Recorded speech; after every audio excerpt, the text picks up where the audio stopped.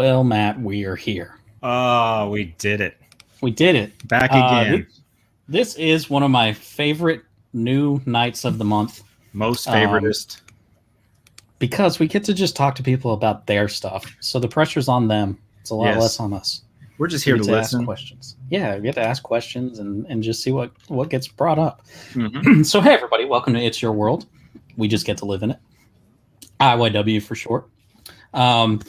We aren't going to get straight into the guests. We got to hit our little house cleaning stuff. So first off, I just want to say, hey, hope everybody's doing well. But I'm going to let Matt talk about Buy Me a Coffee for a second so I can get all of this stuff shared while he does that. So talk slow, Matt. Hi, everybody. Do I do slow-mo too? No? Okay. All right. That was the most predictable thing that you could have done. Good. I'm glad you knew. That's because you're that guy that goes, this guy's going to die in the next 30 minutes in the movie theater. You're right. I know you are. So anyway, Buy Me a Coffee is it's Buy Me a Coffee / Beards and Comics. Well, you forgot the .com, but yeah, that's pretty close. Yeah, that thing. We'll put a link somewhere so you guys can check it out. So Buy Me a Coffee is basically a Patreon / what's the other one? Is it kind of like Ko-fi? Yeah. Buy Me a Ko-fi. Links on the bottom. Yeah, there you go. So anyway, this is a way to help show support financially. If you want to help chip in, anything helps. You can buy us a coffee as little as $5. Yep, that's for a single coffee. For a single coffee. It helps us out. It's a one-time thing. If you just want to help out, you can. You can buy multiples.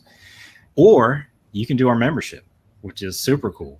And we have fun different tiers for each coffee membership, all the way up to what's the Grand Beard Wizard thing? The Wizard Beard. Yeah. But you get all kinds of cool stuff. So the lowest one for membership is $5 a month, but we have a second or third, I don't know how many shows we have anymore. We have a secret show that's just for our members called Behind the Red Door, which is the color of our studio door, where Matt and I just kind of talk about after we have guests. I think the first episode we did was actually when we had Doug on. We talked about what we really thought about Doug afterwards. But we've done a couple of those now, so you get access to that. And I think we have 4 slots left to get like the 3D printed Catalyst logo, and you can get it in like a dark kind of charcoal on it. It's a kind of black stone or chrome. But then the $10 a month you get like whatever our ash can is quarterly, and then the $25 a month you get our quarterly T-shirt, ash can, a bunch of other stuff I can't even remember because I haven't stickers or whatever. There's a bunch of stuff. Yeah. So that's Buy Me a Coffee. The link's on the bottom. buymeacoffee.com / beards and comics. If you're listening to the podcast, it'll be in the show notes. But let's move on because we have another thing as well that's coming up, which is the One Last Job release party and our signing, which is going to be at Arkham Comics in Rocky Mount, North Carolina. So if you guys are in the area and you want to come hang out, and if you don't have a signed copy or you don't have a copy at all, it's a good time to get it. We'll have all our other books there, like Welcome to Everville and Tilt, Paradigm, all that stuff. So come out, hang out with us. It'll be fun. We promise. And then also he's doing a special thing for us coming up there. Oh, yeah. Yeah. So Arkham Comics is giving you 10% off of any of your store purchases if you buy one of our books. So that's pretty nice little incentive to come buy stuff. So definitely come check that out. I forgot the date already. July 9th. There we go. All right. And we'll be there from 2 to 6 p.m. But let's get into the purpose of the show. So tonight we have Doug Wagner with us. He's the writer of titles like Plastic, The Hard Place, Thomas River, and a bunch of other stuff. He's worked on titles like Badman, World of Warcraft. He's got a new title out now called Vinyl.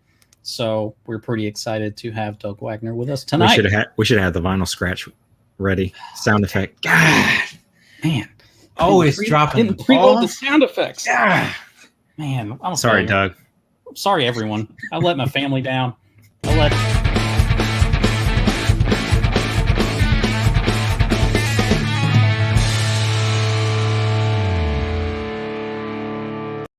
Doug in the house. Doug, Hey guys, what's going on? what's up? up? How's it going? Oh, pretty good. How about you guys? Pretty good, man. Pretty good. I mean, I'm No. home, so Another day. yeah. Another day post work. I'm Yep. pretty excited about the Arkham Comics thing. I've been out there a couple of times, and those guys are fantastic. So I think Yeah, man. I think you guys will have a wonderful time out there. I Oh, think yeah. every time we go in there, we're like, "Hey, when's Doug coming back?" So we're just gonna keep like pushing that Yeah. so we can make it happen. I mean, Just it has been a while. I mean, obviously, I'd go out there anytime they'd ask me, but But he just Coming won't through- ask. yeah. Well, coming through the pandemic, I mean, I think Oh. Bill did ask, and I was like, no, I'm not getting on a plane. It's like, it ain't happening. Yeah. Yeah. I'm gonna keep asking until he actually brings you back because that would just be fun. Yeah. Oh yeah. But yeah. So That was we went out not too long ago, and I said, Bill, where's that new Doug Wagner book? Put it in my hands. I need it. There it is. that one. That Yep. one right there. That one. Yep. Yeah. That. That's yeah. it. Yeah, guys, we actually support the people that we enjoy their content. Got to. Yeah, so we both grabbed a copy of that and some other stuff. But I'm gonna be honest, yours was the best thing of the week. So Oh, thanks, man. That's huge. all right, so we're gonna get into this stuff. I think we'll start off with vinyl since it's related to plastic. Yeah. So tell us a bit about the synopsis of. I don't know if you should take. You choose your own adventure when it comes to vinyl and plastic. However, you want to tell the synopsis of what's going on that you can share. That's not been released yet. Now, when you're talking about the synopsis, you're talking about like a quick summary of the first issue kind of thing, or Yeah, let's do it for vinyl, and then you can kind of, I guess, do the same thing for plastic because I know I want to ask like how the two are related and stuff. okay. Well, Yeah. obviously with the new one, vinyl. Basically, it all starts with Walter, who's a serial killer. He's being investigated by an FBI agent, has been for years. And Walter's got this strange inclination that this FBI agent is his best friend. And so, it's the only guy that ever shows up to lunch, on a regular basis, Right. And somebody, this sunflower all-female death cult decides to kidnap Dennis, who's the FBI agent. And Walter, of course, is like, well, I can't have that. And he's going to go get like-minded people like himself to help him go get this FBI agent back. So just a crazy, we just wanted to go over the top, ridiculous, ludicrous, have all that kind of fun with serial killers and comical gore and, just a rampage of fun on that one. Then you get the plastic, and that one's obviously a little bit different. That one's been out for a while. So that one's about Edwin, and he considers himself a retired serial killer. He's retired because of the love of his life, Virginia, who's a blow-up doll. No matter how many times you hear it, it's still great. I know. Yeah. It's messed up. I know. And so they're kind of just touring the backcountry in his old brown LTD, and somebody takes Virginia from him, and so he has to kind of go back to some of his old habits in order to get the love of his life back. I don't even normally like stuff like that, but I really enjoyed. I've said a lot to Matt about plastic in the last Yeah. Once I was able to sit down and read through it again, I was like, okay, let's talk about it. Nice. Yep. Yeah. All right. Let's see. So the current setting. Well, how are the two related? So honestly, we consider them in the same universe. And as vinyl goes on, Edwin will actually come up. So you're going to learn more as the story's going along. But these are all serial killers that kind of know each other in the same universe. Oh, nice. Okay. And so that's kind of like how you get this feel of like how are these things connected? It's like, well, they in our warped heads in this universe, there's a large group of serial killers that just kind of talk to each other. They're like, hey, what are you into? Oh, I kill people. Oh, me too. How do you do it? So they just have these conversations what I'm trying to do with a lot of these characters is kind of, obviously this isn't very realistic as far as serial killers goes, but giving these characters kind of a heart. So, they're friendly, but obviously, if you invite them over to dinner, you either survive or you don't survive. You don't know. It just depends on how they're feeling that night.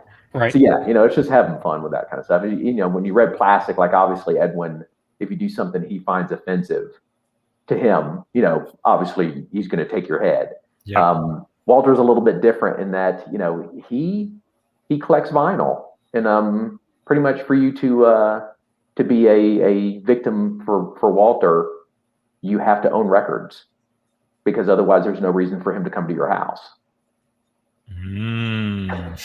That's awesome. That's such a good killing note. So good.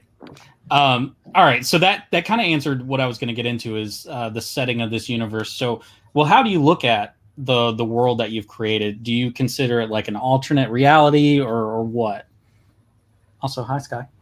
Hi, Sky. Uh-oh. Yeah. No, honestly, I kind of think of it as I play with it in our world. When I'm writing it and that kind of stuff. It's I don't think of it as necessarily outside of our reality or alternate reality. That's crazy, but I watch a lot of serial killer and true crime stuff, and that's far more warped than anything I've ever come up with. I just put a comedic slant to it. Right. Yeah. It always seems like it's kind of like, how do I say it? You just have a way to make them likable. Yeah. And they shouldn't be. And we know they shouldn't be.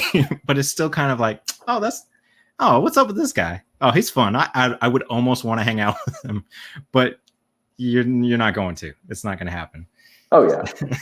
Yeah, it's that's always an interesting thing about like trying to turn something like and I mean, obviously we're talking anti-hero stuff here. So, right. same as Deadpool or Wolverine or Harley Quinn, those kind of characters, it's like, they do bad things, but at the same time, they do good things. And so I think the trick there is to, like, what's the motivation behind what they're doing right now, like in the book kind of thing. Right. And if people can identify with that, I think you're like, look at John Wick and how successful it was. How many people, and I'm one of those, like, if you hurt my dog or my cat, I might burn down the world for revenge over that dog. Like, I understand that. And so I think when people they can get emotional about something like that and identify with it, they go, oh, well, I'm rooting for John Wick. I hope he kills everybody. Right. Yeah, that's such a, that was one of the things I was personally going to ask you, is the fact of, is finding that relatable thing that makes you love that person. Like he does it for love, but it's such a weird love, but you still make him go like, oh, but it's okay. He's doing it because he loves her. Right. Or whatever. And it's just like, how do you, what was the motivation behind, because it seems like that's important, right? Mm-hmm. Obviously for telling a story, that's what's making you like that character. It's the dog or it's the love interest. Like, is there a certain way that you come about how you want to tell those stories? Or is that like a first thought, like, okay, I need this because if not, this character is not going to be relatable in any way. Nobody's going to care about him. They're going to open to read past the 4th page and just close it because I'm not, what's this guy doing? I don't care. Like, it's such storytelling. Like, it's such a good, the way you do it is great. That's all I'm saying. Like, I'm trying to explain. Me and Aaron had this discussion. It's just like, you craft the story very well. Very well. Yeah, I mean, to me, what I love about, like, especially getting to play with characters like Edwin and Walter, is I have tons of friends, and we're all weird and quirky in our own ways. And as I've gotten older, I've learned to enjoy that part of people even more. Like, I love, the friend that can't order at a restaurant because they just, they stumble over other words as they're trying to order it, or those kind of things. Mm-hmm. And so, like, I try to incorporate that kind of fun and quirkiness into these characters. And like you said, there's a love interest, but like, how can I twist it just a little bit? So like, with Edwin's obvious, right? I mean, it's a blow up doll. It's an inanimate object. With Walter, it was more like I kind of wanted to do, instead of having like just your standard love interest, it's like, what about best friends? Like, what would you do for your best friend? Mm-hmm. Right. Kind of thing. And I think everybody can relate to that one as well. It's like, you have your friends that like you can go, to like the fancy restaurant with. You have the friends you call when like, hey man, I got to bury a body. Yeah. Like, like who do you call? And so that was kind of you got the pig farm? Do you have a pig farm or know somebody? Okay, cool. We live in a good state for that here in North Carolina. That is true. Okay, yeah, because the two characters gave me a lot of the same vibes as each other, which just is great when you're building a story that's supposed to be set together. In the plastic realm, the new, I'm going to call her the new Virginia. How did that development of that character kind of come about? Was it originally supposed to be just a moment in the book, or did you always have the plan for her to kind of be in the rest of the story? Honestly, I'm guessing you're talking about Gwen, the hitchhiker. Yeah. Mm-hmm. That all organically kind of happened when we were working on the story together. Honestly, the pivotal, I can't talk today, pivotal moment for me was that I wanted the first and last word of the entire book to be Virginia. Mm-hmm.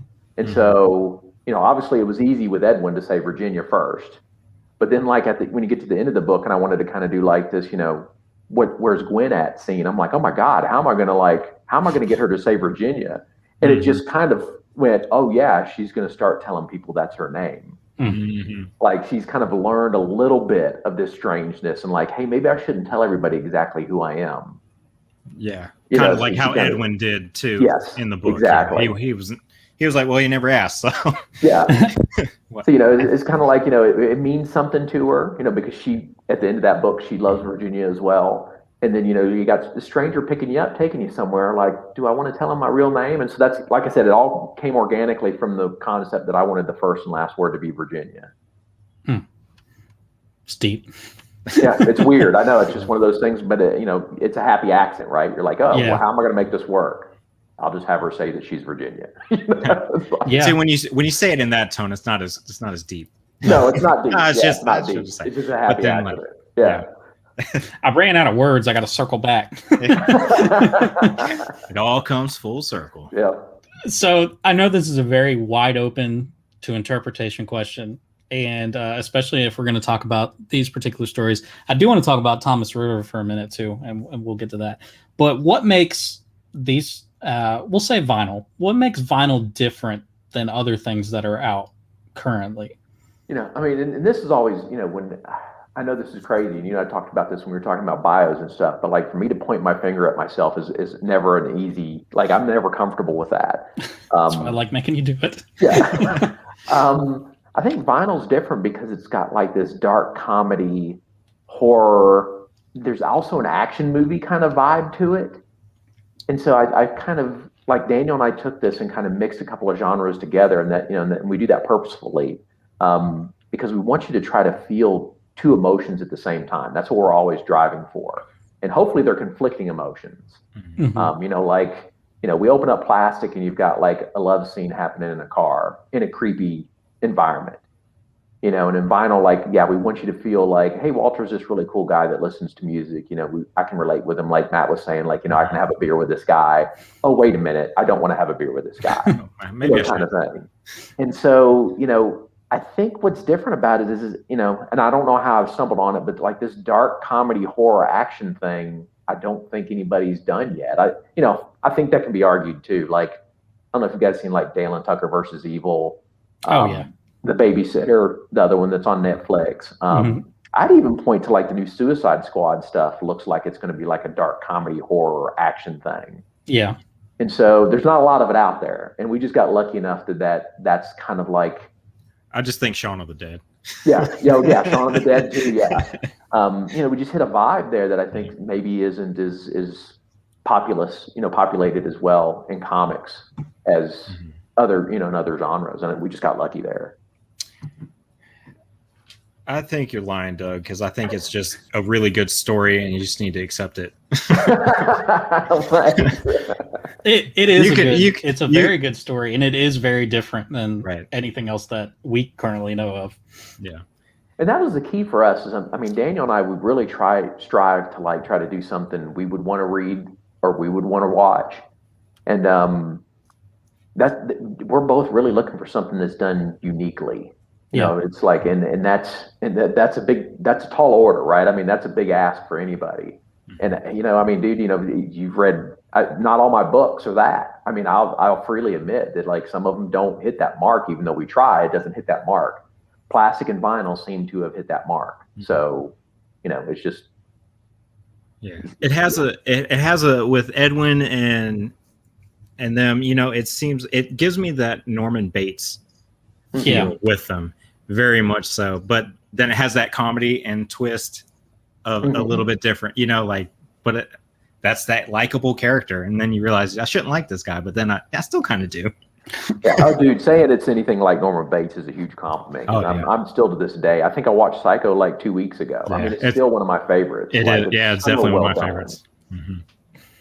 Well, on that particular note, then, where does this story pull influences from? Oh, I mean, it's all over the place, especially with vinyl. You know, any Hitchcock. I love all Hitchcock stuff. So, I mean, you know, what was the other one that I watched when I was getting ready for this one? I totally lost it. Obviously, Psycho was on there. Rear Windows, still to this day, one of my favorites. But then, like, we started playing with, like, there's a little bit of stuff, you know, some MCU influences in there, like Guardians of the Galaxy, you know, maybe Thor Ragnarok, where, you know, we're kind of having fun and being a little silly, but it's still an action piece. Right. You know, so like with the difference, I think, with this one, and you'll see in Plastic, is Plastic was a little bit more slow and a little bit more influenced by horror movies. I think this it's still got the horror influence, but we also added action movies into it. So I think that's going to be the fun part, is you get to see these serial killers do some really like over the top crazy shit. You know? Like, yeah. And I like having like the FBI, like the agent side of stuff too, that's being played into it. Because that definitely does add a whole other element into the storytelling as well. So that's already kind of fun. Yeah, we kind of wanted to put, you know, like in the other one we had Gwen, who was like kind of like a lost soul hitchhiker that you were kind of like being the cipher for the audience. And this one you're kind of getting that Law and Order, but should there be law and order? Like, you know, when you go into an underground death bunker, does Law and Order even exist anymore? You know, it's like at that point it becomes survival of the monsters, right? Like who's the most dangerous? Yeah. Yeah. It's like going to jail and punching the like the biggest guy there. Yeah, exactly. Someone's got to do it. Yeah. All right, so let's we'll have some fun for a second. Let's Dreamcast vinyl. Oh.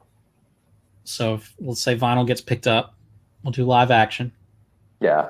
Man, that's a tough. Because I never really like. I'm not one of those people that cast my books. You are today. Or anything. I know. I am today. Man, we're gonna do Plastic after too, because I have the perfect person for. I mean, there's so many cool people that could pull off.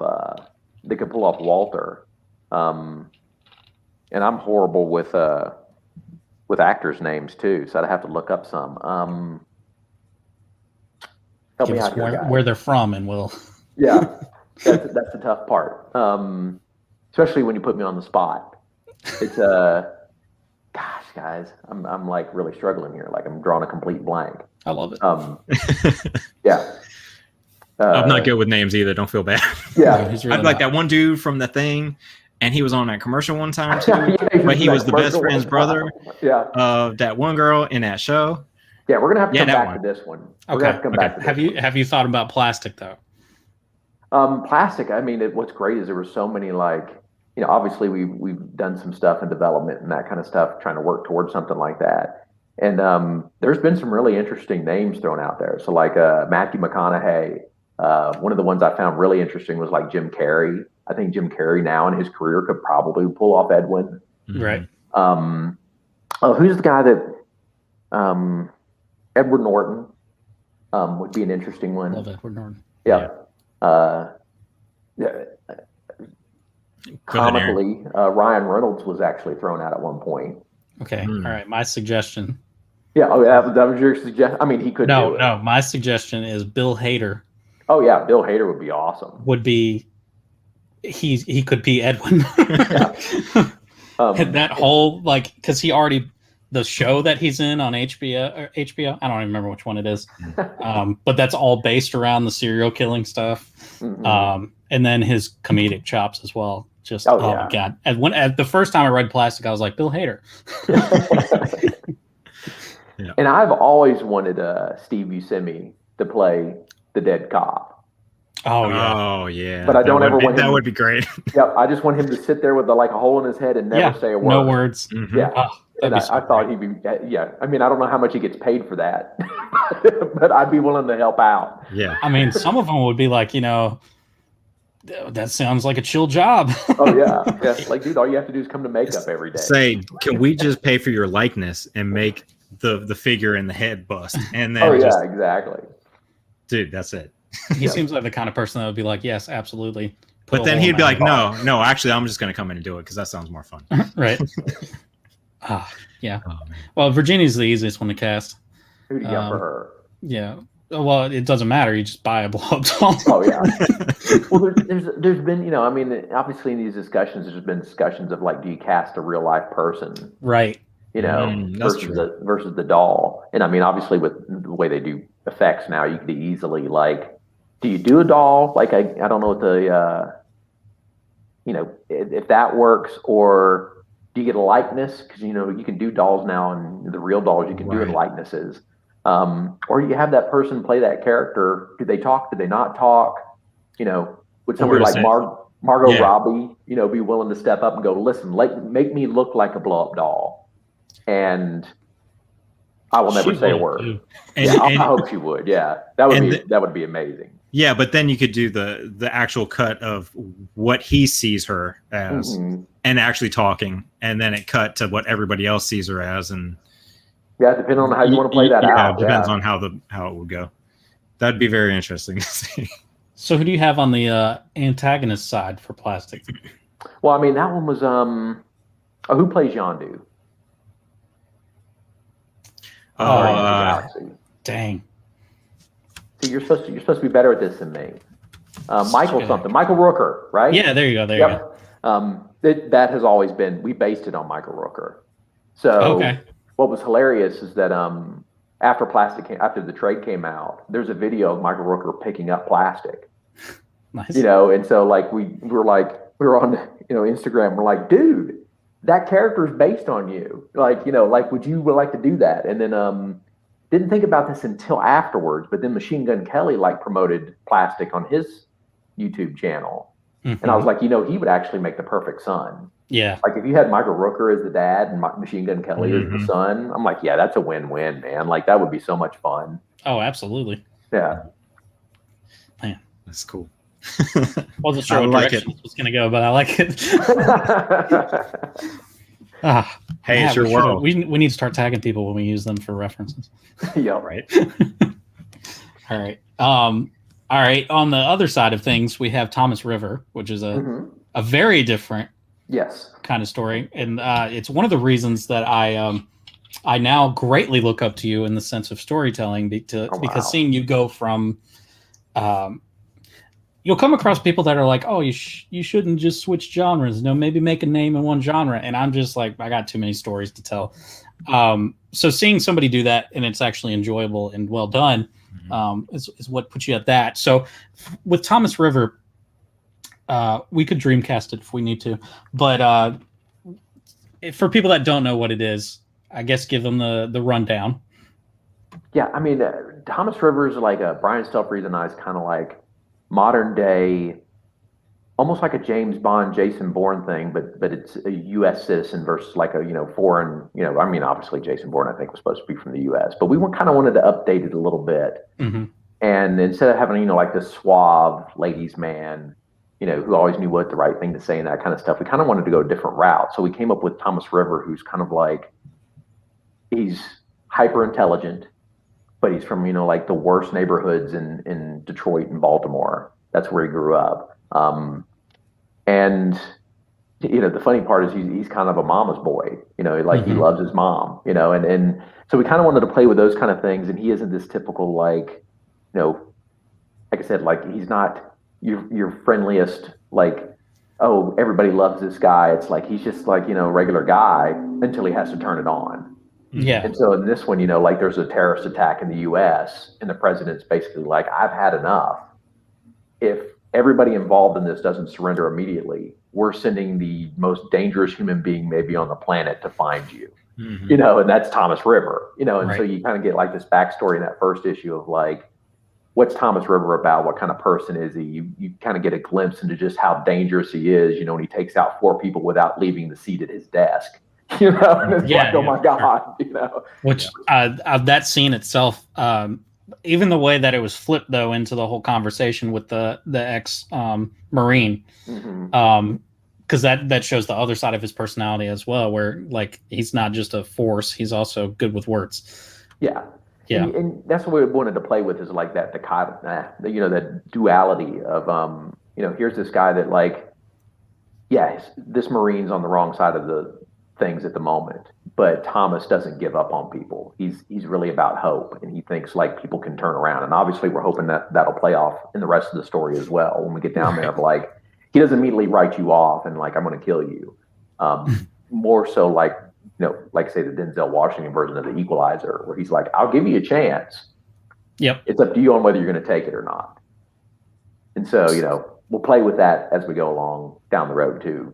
So was Denzel's Equalizer an influence on the story? No, actually, we came up with the first issue long before that movie came out, believe it or not. So yeah, it's once I saw it, I went, dang, they're kind of playing with some of the same themes I am, but that happens all the time.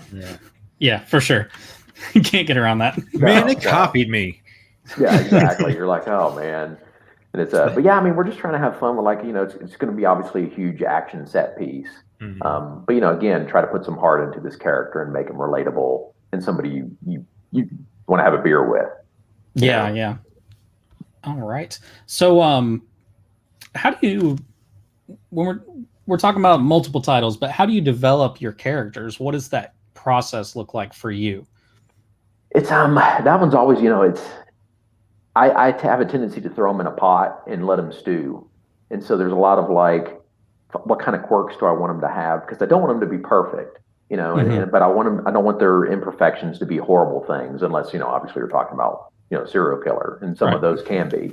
And just kind of like take your time developing this character. I'm not one of those guys though that believes in like, hey, let me talk about their lineage and what their family life was, and and all these kind of things. I kind of like dive into like what I want the character to be in the book.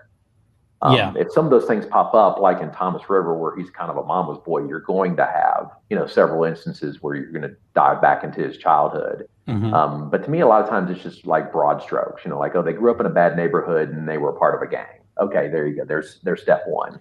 Yeah. How much more of that do I really need to dive into for the story? Because my most important part is like in the story, what's the character? Like where are they at when the story begins? And I kind of do go through that, like what do they need and what do they want, what do they need? And then what are they going to be at the end of the book? And so how can I show that change throughout the story?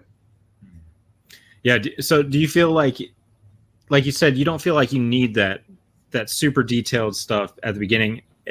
Is it one of those things that, okay, if I need to go back, obviously I can, and then develop that story when it comes, but I'm not going to just sit here and spend hours and hours and hours on, like you said, that stuff that's really not going to matter. Or not be in the book. Or not be in the book, or not like... or it's just like you want to wow somebody that walks up to your table and be like, oh, well, this actually is there, but it pays no purpose to the story, so there's no point in even discussing it. Yeah, I see too many people get caught up in analysis paralysis, even with their own like world building or character building, and they're like, I spent 7 weeks working on this character's background, and I'm like, you could have written the book by then, right? Like like you spent way too much time understanding this character. And then I think it also kind of puts blinders on to you to like when you're actually working on the book and something that presents itself of like, oh, this would be a cool character thing. And you miss it because you've become so static and locked into what you've previously created that you won't step aside from it. And honestly, especially with Edwin and Plastic, there was several opportunities that presented themselves that I think if I would have dived too deep, I would have missed. Yeah, it's actually one of the things I really liked about Plastic was you weren't worried so much about his past. It was like we can take guesses at some stuff, but for the most part, you're in the now. But really, I don't want to know. Yeah. Yeah. Yeah. And that's the way I'm with a lot of characters too. Like, I mean, do I need to see a prequel to John Wick? No. I don't Right? need to know anything. I like John Wick now. Yeah, exactly. Yeah. And so, yeah, I think I'm Like the when same he way. first gets the dog, and Yeah. you know, Yeah. Because that's when it flips. That's the moment. Mhm. Yeah, I look at it similar ways. Some of the superhero stuff, I think it's because it's just expected for you to have a background, and I can come up with stuff though if people ask me. Like this, I think any writer, it's like none of the stuff's in the story. It's not for anybody but me, really. But you know, if people really want to know, like, yeah, I could probably just come up with some stuff and it'll be fine. right. So let me ask this like kind of question. It might be not controversial, but it might hurt a couple nerves on some people. But do you think people do that because their writing is not where it needs to be, and they feel that if they have some weird, crazy backstory as to why it is, that it makes the story better? I could definitely see where I do think it is a form of self-sabotage. I do think over-researching is a way for you to put off actually doing the work. Mm-hmm. But I could definitely, where you're going is I could see a justification or a rationalization for it of going, well, I mean, my story's not strong enough because my character's background isn't thought out well enough. I'm like, Right. like, yeah. Yeah. It's kind of the artist's version of, oh, that's my style. Yeah. You know what I'm saying? As not an excuse, but it is an excuse of, I didn't want to learn storytelling. I wanted to spend all this time in this weird, you know, I wanted to go ahead and jump ahead and I wasn't ready, or it's just my excuse as to, oh, that's my style. It's like, no, you just didn't learn this part, and that's okay. Just say that. I would respect you more that way, as opposed to, you know, I mean, there's so many ways we self-sabotage ourselves as a creatives. And I think definitely, like, I've seen people, you know, same with the revision process too, right? You'll see people go, oh, well, this is my 50th revision. And I'm like, dude, at some point you got to let that puppy go. Like, like, library is far more important than writing just the one good piece, you know? Oh, that's a quote right there. Oh yeah. And so, yeah, I think people do. I mean, you'll see, like, I mean, I'm sure you guys have seen all the same spreadsheets I've seen online of like, here's what you need to know about your character before you start writing. And I'm like, that's like 3 weeks worth of homework. Like, I don't have time to like do all this and figure out how much money they have in their bank account. Like, it's like when an artist is like, only for the next 18 weeks, I'm going to focus on drawing shoulder blades. That's how I'll get good at them. Yeah. And then you hardly ever see the character. Done. They never see the character from the back. Yeah, exactly.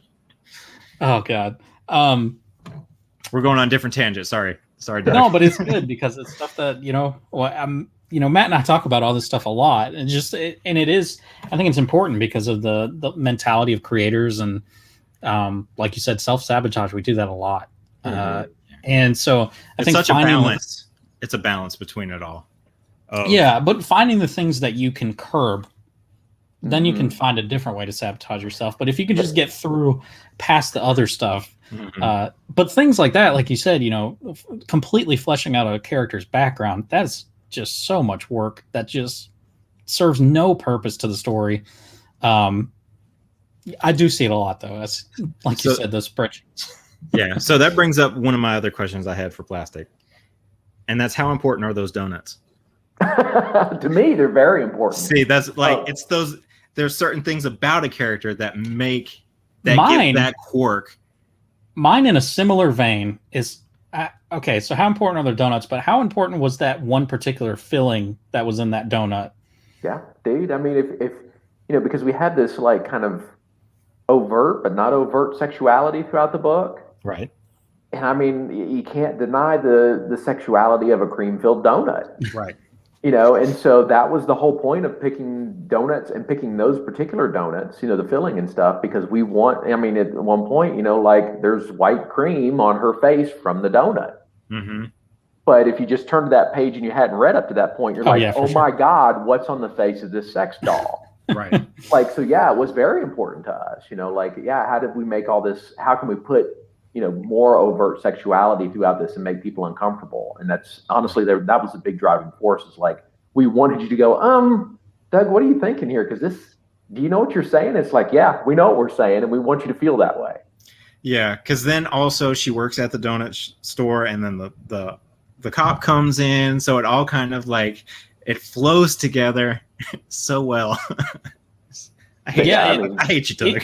But even the way you played off the dialogue too, to where it's you're going to get out of that dialogue wherever your brain is at the time of reading it. Mm-hmm. But the way that you played off of, like, let's make it as normal of a donut conversation as possible. Right. So good. Yes, so good. Yeah. Yeah, we had a ton of fun doing that kind of stuff. I mean, that was, like I said, we consciously would sit and talk about, like, hey, how can we make people uncomfortable in this scene? You know, and you know, how far can we go? You know. So did donuts come into the conversation through the cop side or through just the overt sexuality side? And then you realized, oh, well, cops and donuts. So it was the overt sexuality side first, and then we were like, oh yeah, cops love donuts. Let's go that route. You know, yeah, because then you made a super evil heel of a character that you're like, oh, good, I can't wait. I hope this guy gets it. Oh, for sure. Come on, Edwin, let's go. Yeah. This is a little off the. One of the things I do like about the story in particular is it's not extremely predictable. Matt and I were talking about this earlier because we're both reading through something that Matt was like, I feel like you wrote this, because part of what he says was, you know, he'll turn to his wife in a movie theater and be like, you know, so-and-so is going to die in 30 minutes or whatever. First time seeing a movie. So are you like that as well? Like when you watch movies and stuff like that where you can just be like, I can pretty much tell you what's going to happen. A lot of times, yes. Unfortunately, yeah. You know, the more you learn about story structure, and obviously the more content you absorb, you start seeing the patterns and stuff. Yeah. It's painful sometimes for my wife because she'll see I don't say anything, but I'll shift. And she'll be like, she picks up on my body language. She's like, oh, he knows something. I already know that's the bad guy, and he's gonna come around and kill him. Yeah, because he's a little bit nerdy. Yeah. And then he got done wrong a couple times at the beginning of the movie. So guess what? And his name is Willard. Or it's so obvious, and then when it happens, that bothers me even more. Yeah. You know, it's like, hey, because sometimes I do understand, and it's because, like you said, you know, there is a storytelling structure per character. And so sometimes I know it's stuff that I shouldn't say because a normal person wouldn't catch it. But like, then when it happens, you're just like, maybe I only got that because I'm a writer. Because I do it to Matt all the time. Like when we're watching through like Falcon and Winter Soldier series, I would just turn to him and be like, you know, she's going to be the power manager or whatever. Like, just like random crap like that. And then, you know, it doesn't pay off for 5 episodes when you're finally like, dang it, Aaron. Yeah, I mean, same here, especially with TV shows, and you're talking about, you know, stuff that like Winter Soldier, those kind of things, where it's clearly like it's one story versus multiple stories. Yeah, and you're like, oh, I see where this is going, like really early on, and it's kind of disappointing. You know, you're like, oh man, I already figured this out. So let me ask you guys both, since you're writers, is there one movie that actually got you? Like what was that one movie that? Oh, really? I didn't see that coming. Is there one that sticks out where you're like, man, that was good? Or have you gotten it so nailed down that you can get them all? Sometimes psychological thrillers still throw me. There's one, what the heck's the name of that movie? War? It's with Jason Statham and Jet Li. That one, but then again, I watched it when I was like 17 or 18, so I don't even know if that counts. But in recent years, honestly, I can't think of something that actually really threw me. Yeah, not that necessarily threw me. But was maybe a good idea that you wouldn't have thought of, or something like that. I mean, I'll go back to, like, I know they're silly, but like The Babysitter and Dale and Tucker versus Evil. What I love about both those films is they constantly caught me like, oh man, I can't believe you did that. Or, you know, like, I mean, they were somewhat predictable, but like in a different way. Or they use the predictability of it to play against it. Like with Dale and Tucker versus Evil, what I loved about that is, you know, like they're taking it from basically the these serial killers' viewpoint, even though they're not serial killers, and they're like, it's just happy accidents, happening around them, and so the way they did some of that stuff, to this day, I still crack up laughing with the Chainsaw B thing.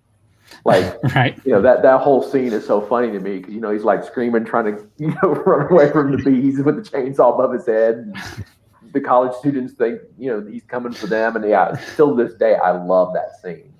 The babysitter did a lot of the same things too, like especially with Robbie Amell's character, the really good looking guy, and how he'd be like, okay, now throw a punch. You're like, wait a minute, this isn't like a normal like crazy person. Like he's like trying to teach this young kid like a bigger brother.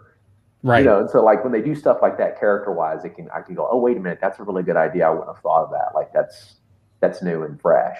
Okay. But not a lot of times. I mean, it's sometimes I've learned, I don't know how you are, Aaron, but like I've learned to sometimes turn it off and just kind of sit there and enjoy it without trying to think about it. And that can be enjoyable. I'm trying to get better at that. In fact, I did it with when we went through and watched The Mandalorian. I told Kelly, like, do not ask me any question, because she's really bad about asking me too. Like, what do you think about that character? And then I'll say something and it happens later on. And I'm just like, I just should have shut up. I shouldn't have said anything. So like stuff that I really enjoy, because I'm a huge Star Wars nerd, that kind of stuff, like I try to shut it off and just try to enjoy the experience of it. And then Matt and I have started, before COVID hit, we were like, when we go to movies from here on out, no rules except for, did we have a good time? That's it. And I think the only one we got to do that with before we had to stop going was Hellboy with David Harbour. And you know what? What do you want out of that movie, except for a dude just killing giants and stuff? So that's what he did.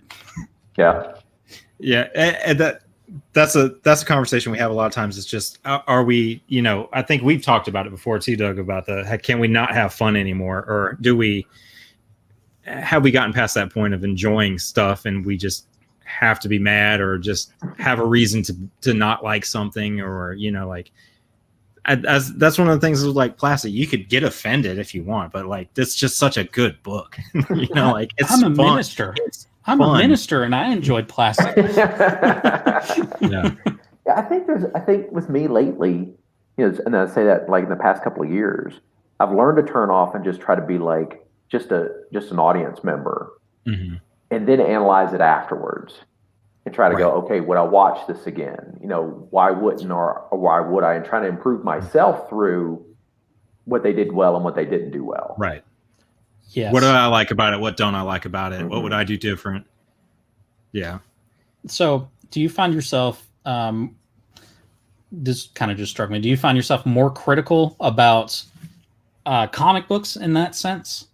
Because I do notice myself, maybe I've learned to shut it off when it's come to watching movies, but when I read comic books, I just don't shut it off. Yeah. And I think it's because so much of my world's invested into creating them that when I read stuff and I'm just like, I don't know who this was for. Yeah. I have a very low tolerance for silly mistakes in comics, because I pour so much. I mean, obviously we still don't catch everything, but I put so much energy in trying to put together the best package I can. Right. And when you see stuff like, where there's like, come on, man, you knew this was going to be a page turn, like, or, stuff like that, the silly stuff is the stuff that'll bother me. Or like, come on, you could have if you'd have moved that balloon over 6 pixels, this would have flowed better. Those kind of things will irritate me. Yeah. It's just like, here's a tangent right here. Just move it over a little bit because it's drawing my attention. It's amazing how much that happens in big books, though. Oh, like, I know. From Big Two, especially with tangent stuff. Yeah, that's what I'm saying. Like, I feel like we, as independent writers and artists and creators, we're trying so hard, and we're going to make those mistakes. But and we get held at under a microscope, and they're like, oh, well, it's because it's independent. But then like Marvel has their stuff in DC, and you're just like, who is anybody editing? Do they care about the paper quality, like anything anymore? Like, it's just like we pick up a book and we're like, this is it. Like, somebody's going to have to press this if they want to get it graded, or, like, and it's I don't know, that it's frustrating to me and Aaron, because like you said, you're the same way. We're trying our best to put out the best product, and it's, we still have so much to learn, but they have all the resources in the world, and it's like, and you're not using it. Yeah. I mean, with there's many people that are touching that book, you think, I know they have to do a ton of books, but at the same time, like, you have 10 extra hands that the group here doesn't have. Right. To like look through stuff. And and I understand that Bill Young, Bill Young, yep, from Mr. Arkham Comics himself. It's I would love to have a couple of extra eyes, on stuff and that kind of thing. But it's, I'm not sure I'd be cut out for writing a regular monthly title anyway. I mean, I want to try it, but that terrifies me in some aspects of like, man, I got to write, Captain America every month on a monthly schedule for how many issues? Like, Dan said, "Be forgiving. Comics are supposed to be fun." They are. We try. Yep. I can be forgiving to an extent. Oh yeah. Sometimes though, it's just not an enjoyable ride. No, but on the flip side of that, I would say too, like, is there another medium that has more, high quality content coming out right in comics right now? I mean, it's hard for me to speak to Marvel and DC because I feel like they've kind of gotten a rut, but like when you talk about like Saga and anything Brian K. Vaughan touches, right? I mean, like, right. I don't know how the guy does it. He's just a genius, but there's a lot of great books coming out. And great content, more so than I think you see on TV or movies. Yeah. And, it's a constant, the market's constantly refreshing with new creators and stuff. And you don't see that in film because it takes so much to ever get to the point that you can even make film. But in comics, anybody can kind of start now. Yeah. Yeah. Well, I mean, us, like there's the forgiving part too. And, I want to have fun, but there's also just so much of it now too. Yeah. Everybody can make a comic, and everybody puts it out, and everybody puts it out in front of your face. And there's going to be a lot more bad than good, unfortunately. Right. Yeah. With any medium. Yeah. With anything, the more there is, you have more to compare it to, and there's always going to be the ones that shine a little bit better. And that's, I always want something to shoot for. That's the only reason I get critical over comic books, because I'm looking at that stuff and like, okay, what, like you said, what are they doing different? What would I do different? How, stuff like that. So I like that you said that though, Matt, because I'm sure Doug's the same way, and we don't have to bring up names of people that we look at. But I'm the similar way in the sense of like, now that I've read a few different titles from Doug, I've told Matt, I'm like, here's some things in the story that I would have done the same way, which is encouraging for me, because it's like, okay, I'm not completely clueless. And then like, here's a couple things that he did that I just never would have thought of. And so like, I'm trying to learn how to do that more with the people that are, we like to say, rungs above us, like on a ladder. And so like, you've been that for me lately. I know Matt has his people, but just trying to, I think everyone, if you're a creator, should be looking toward people that are doing the thing that you're trying to do, and see what things you can pull out of that and learn from that as well. Yeah, I've already had the discussion after I had read Plastic, and then I read a couple. I read Thomas River. I already told Aaron. I said Doug's probably my newest favorite writer. Wow. At the moment, hands down. That's coming from an artist. Yeah, and I'm just, it's one of those things where, like I said, you don't see it very often, but you could see Thomas River was a movie in a book. I don't care how else I know you're probably like, nah, yeah, it was great. So everybody should read it. Everybody should check out Doug's stuff. If you're not, I don't know. do you even like comics? Do you even comic? But yeah, it's hard for me to get involved in writing, or in a good book to draw me in, because like I'm the artist. I'm gonna look at like if the art's not good, if but it was all the teams that you've worked with are great. It seems like you you do the same thing where it's like, I've got to find somebody that fits this style, that's going to work with it. And, you know, everything's kind of fit exactly like it feels right. Oh, Reading yeah. with the art and the writers, and, you know, like you writing it and stuff like that, it's all worked out. And like I said, it's fantastic. Oh, thanks. I mean, but it's so key to, like, the point you hit with me was like, it's so key to put a team together that you're all on the same page and you all understand what everybody's trying to do, and you work together, and everybody puts their ego to the side. Right. And all they care about is the story. Yeah. What's the best way to do this story? Whether that's, you know, your letterer, your colorist, your inker, your penciler, your writer, editor, whoever's involved, are you all on the same page? Are you all shooting for the same quality? Right. And, like, are you doing your best work? Like, are you trying to push yourself a little bit? And so I've been lucky enough to put together a couple of teams that's everybody's on the same page, and we're all working really, really closely together to make that happen. And that makes it more, it's just such a better book, and you can tell when that stuff happens, because you could tell everybody cared about it, as opposed to, this is just a paycheck and I'm going to phone it in, and oh, well, you know, I went to art school, so I expect this, and you know what I'm saying? Like, I hate to be like that, but you could tell different when somebody's passionate about it. And then you tell them, you probably give them hey, this is what I'm trying to make. And they go, yes, absolutely. Please put me on this book. I don't even care. I just need to draw. Like, that's the kind of reaction you want from an artist, or, you know, a writer team. Like, I know that probably makes you feel good. It makes you want to work with them again, because you know they're going to be passionate about it. And, like, you get such a better quality book out of it. Oh, yeah. So.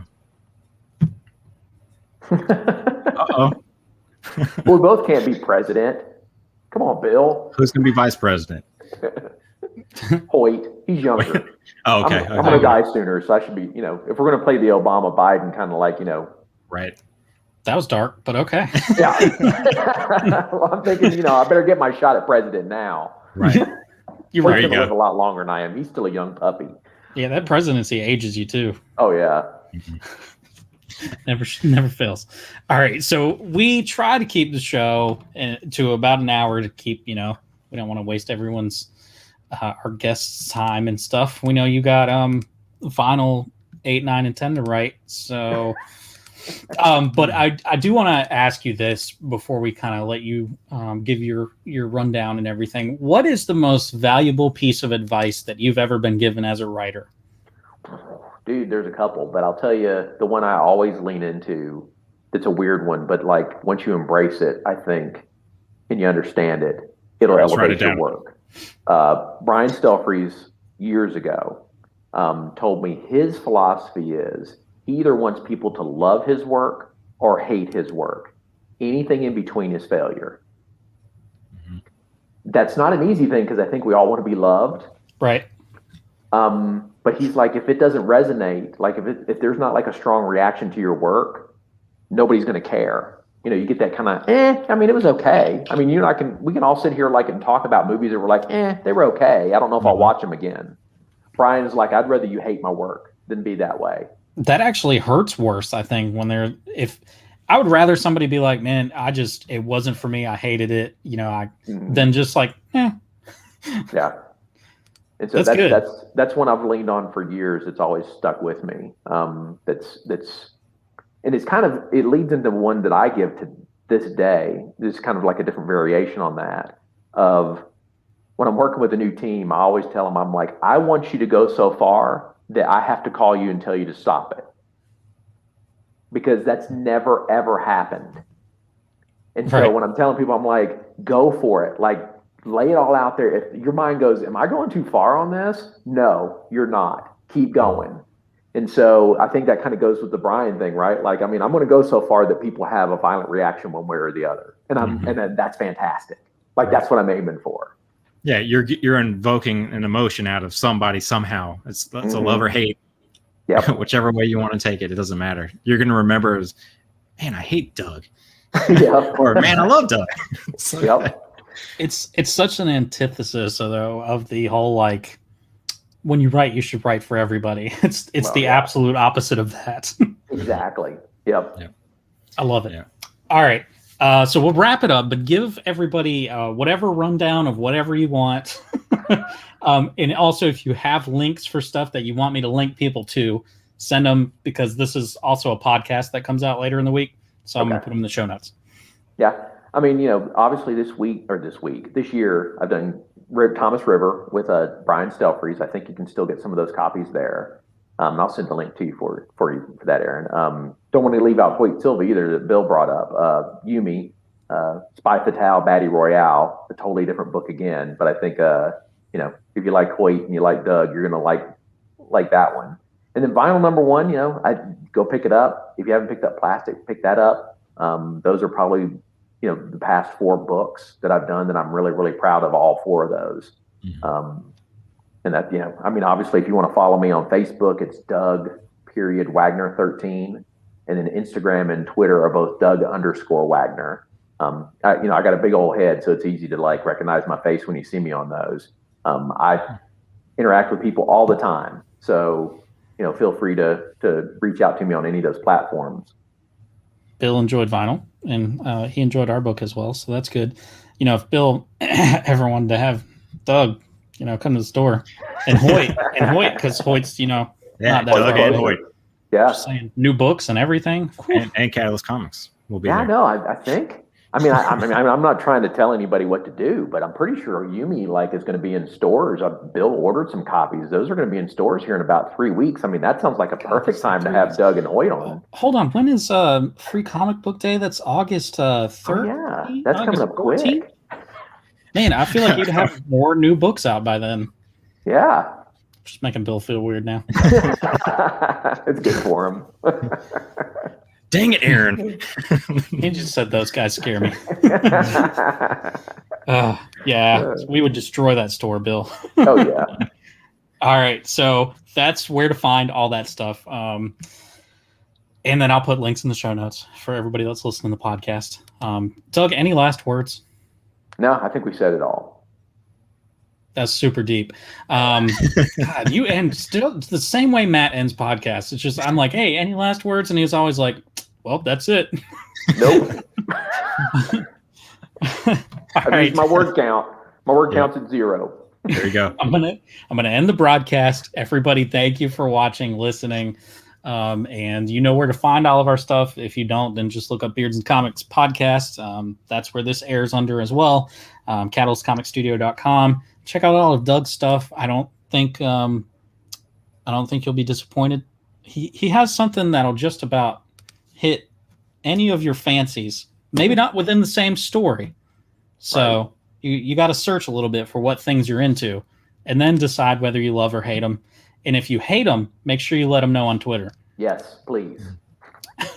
So thank you guys. And until next time, Matt, anything?